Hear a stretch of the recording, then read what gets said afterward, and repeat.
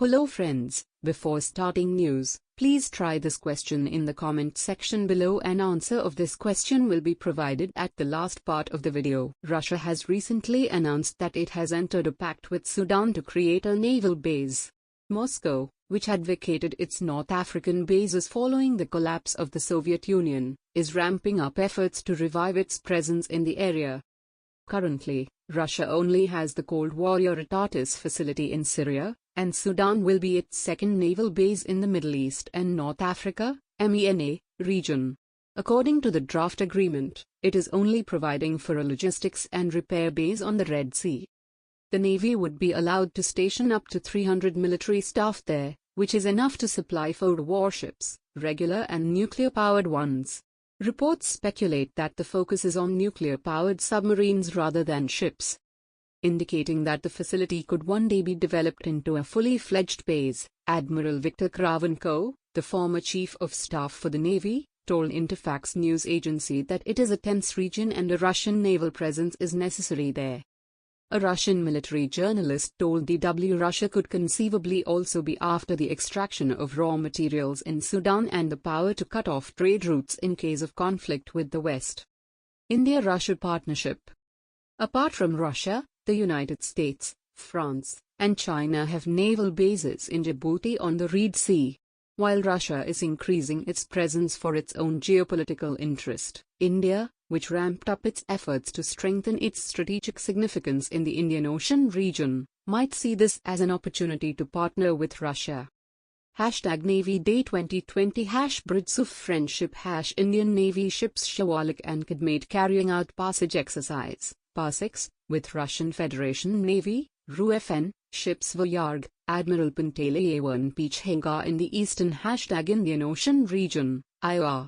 #PAR-6 from 04, the 5th of December 2020. #interoperability pic.twitter.com/lma2uta04, spokesperson Navy, at Indian Navy, December 4, 2020. The navies of both India and Russia are currently conducting a passage exercise, PAR-6, in the eastern Indian Ocean region, IOR. The exercise is aimed at enhancing interoperability, improving understanding and imbibing best practices between both the friendly navies, and would involve advanced surface and anti-submarine warfare exercises, weapon firings, seamanship exercises, and helicopter operations, said the Indian Navy in a statement. In September, the two navies had conducted biennial exercise Indra, but India had refused to participate in the Caucasus 2020 exercises in Russia.